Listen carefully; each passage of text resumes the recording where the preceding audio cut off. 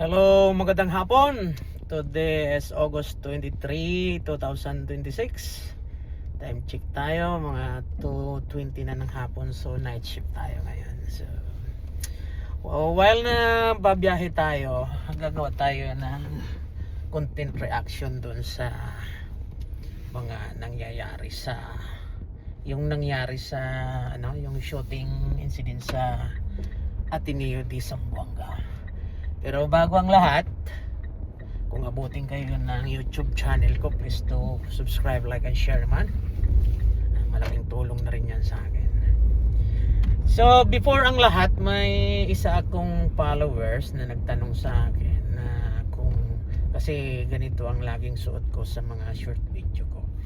May nagtatanong kung ako ba daw ay doktor. Wow, I wish.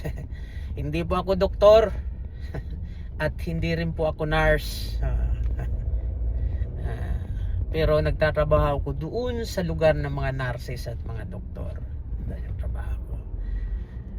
Okay, ang bigyan natin ng content reaction yung shooting doon sa Ateneo de Zamboanga. Pero hindi yun ang main topic talaga natin doon sa yung barilan. Kasi hindi natin alam ang punot dulo ng pangyayari doon. Ang bigyan diin natin ng reaction yung pahayag ni Auntie Claire na kung saan sinabi niya na may mga guro na nagtuturo na hindi maganda sa mga bata. So medyo nag-viral sa social media yon, at saka parang nabatikos na rin si Claire. So linawin natin para hindi naman ako gaya ng ibang content creator na kasi ang karamihan ngayon ng content creator nangyayari one-sided, either maka Marcos or maka Duterte. So ganito kasi yon, bibigyan natin ng reaction. Sana hindi na sinabi ni Claire yun. Kasi siguro mayroong mga guro siguro sa either sa 1,000 or 2,000 na mga guro. Siguro may isang possible na guro na magtuturo ng hindi maganda sa estudyante. Pero siguro baka by joke lang. Kasi ang guro hindi talaga magtuturo ng kabulastugan yan. So punto by punto, tumbukin natin ang pinaka main talaga, ang direkta. Ang nangyayari ngayon lalo na sa public school. Una, sabi nila, ang mga guro ay pangalawang magulang ng mga bata. So it's very clear. So pangalawang magulang. So it means ang unang may responsibilidad talaga yung tayong mga magulang. Pangalawa lang ang mga guro. Okay. So kung ano ang nakikita na ugali ng mga bata, yan ay na-adapt doon sa tahanan nila. Kung ano ang laging nakikita sa araw-araw, kung ang tatay ay basagulero, hindi nagtuturo ng maganda, so yan talaga ang ma-adapt ng bata. So sa madaling punto,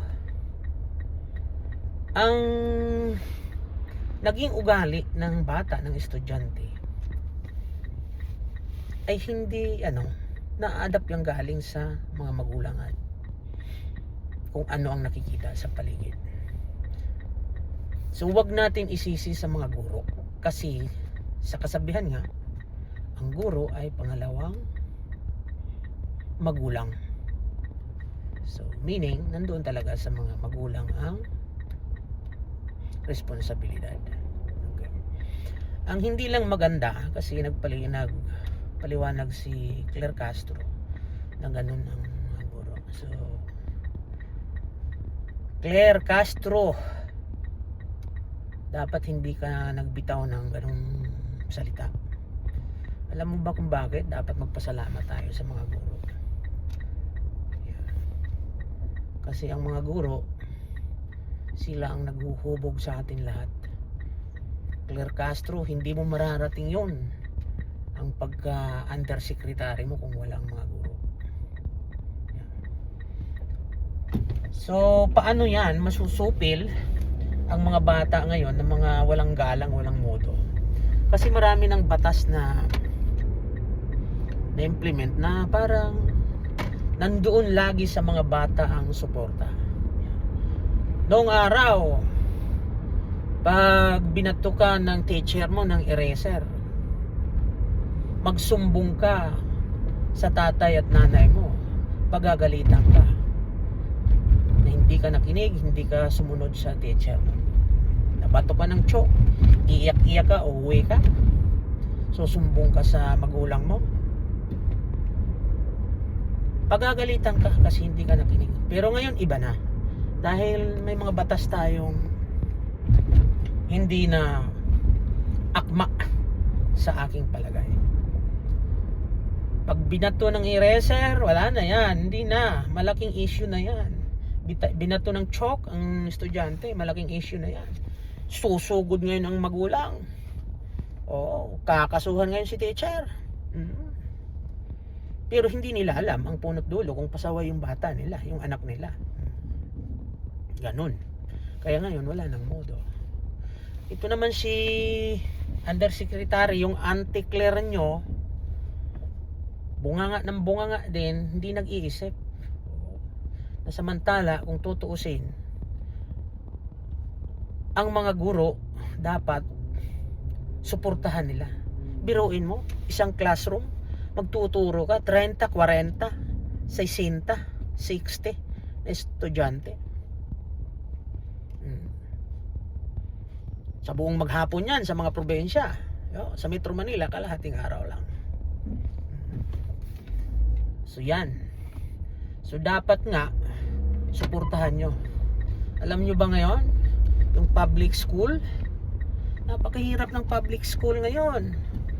Unang-una sa mga classroom pa lang, may mga school pa rin ngayon na butas-butas ang bubong.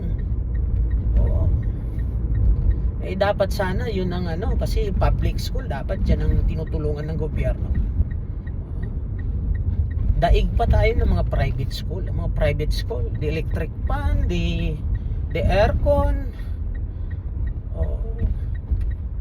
kumpleto ang gwardiya, kung ano-ano dyan. Ay samantala sa public school, may electric fan nga. Mga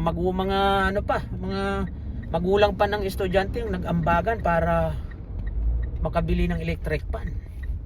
Ganon ang public school. Samantalang ang gobyerno mayroong mayroong budget para dyan, kung hindi kinurakot ng mga buhayang politiko.